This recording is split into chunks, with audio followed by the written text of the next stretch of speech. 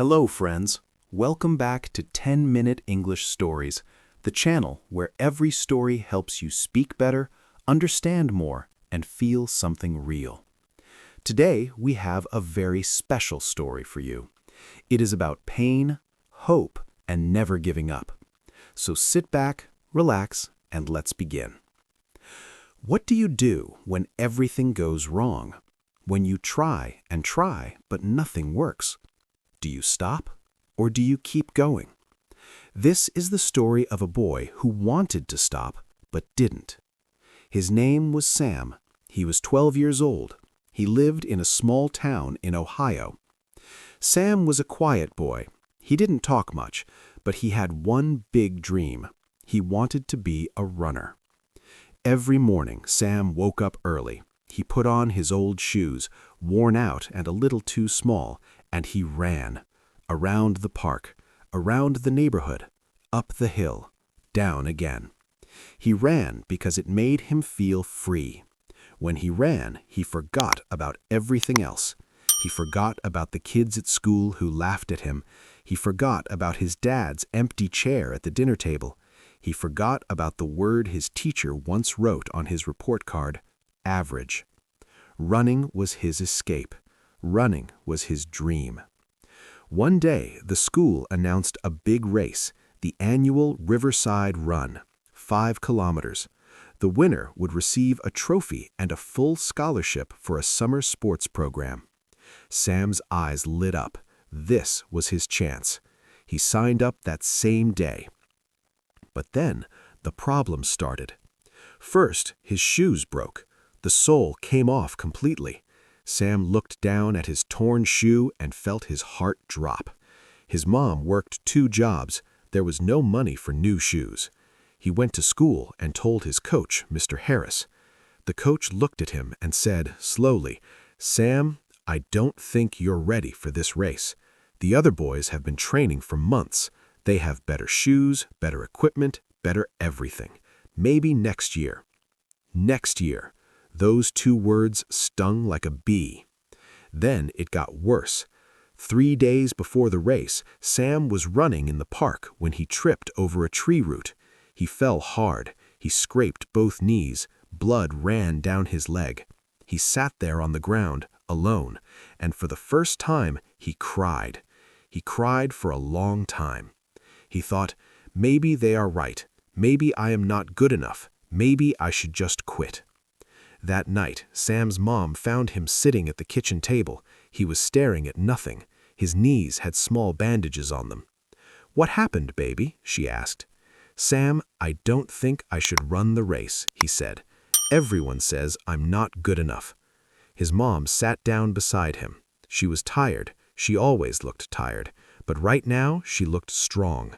She looked at him very carefully and said, "Sam, when I was young, I wanted to be a nurse. Everyone told me I couldn't do it. We were poor. I had no money, no help, nothing. But I kept going. Not because I was the best, but because giving up felt worse than failing." She paused. Then she said, "You are allowed to feel afraid. You are allowed to fall, but you are not allowed to quit before you even try."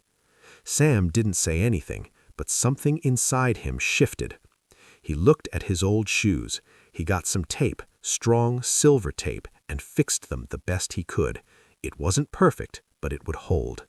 For the next 2 days, he trained harder than ever, morning and evening. He didn't care about the other boys. He didn't care about the trophy. He just wanted to finish the race. He just wanted to try. Race day arrived.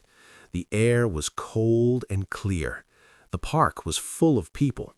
Parents, teachers, students, everyone came to watch. Sam stood at the starting line. He looked down at his shoes. Silver tape, worn-out rubber, but they were his. He looked left. He looked right. The other boys were bigger, faster, better dressed. One of them looked at Sam's shoes and laughed quietly. Sam heard it. He felt the heat rise in his face. But then he heard something else. He heard his mom's voice from the crowd. "Go, Sam! I believe in you!" The whistle blew, the race began. For the first kilometer, Sam kept pace with the group. His heart was pounding, his legs felt strong. He was surprised by himself. At the second kilometer, he started to slow down. The faster boys pulled ahead. Sam pushed harder. His lungs burned. At the third kilometer, disaster. His taped shoe came loose.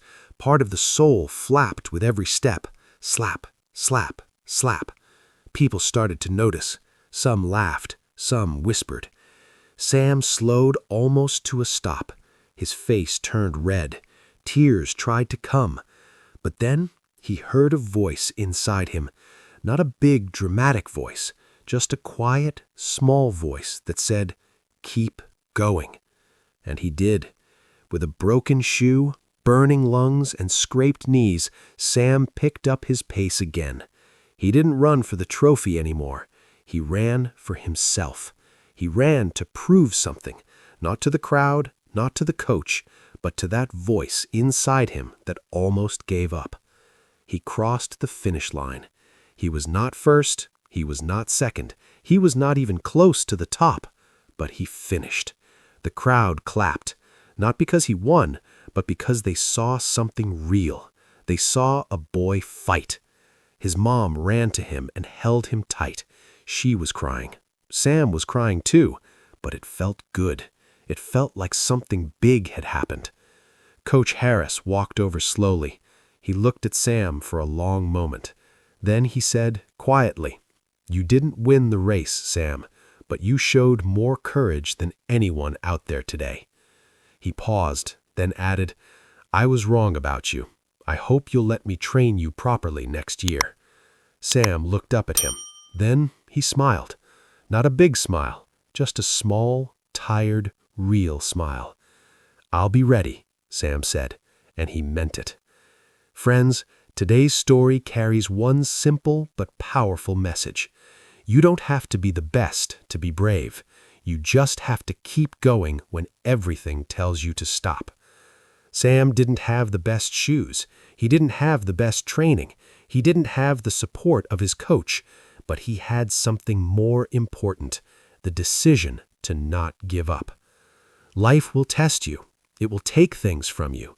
It will put people in your path who doubt you. But the only opinion that truly matters is the one you have about yourself. Never give up, not on your dreams, not on yourself.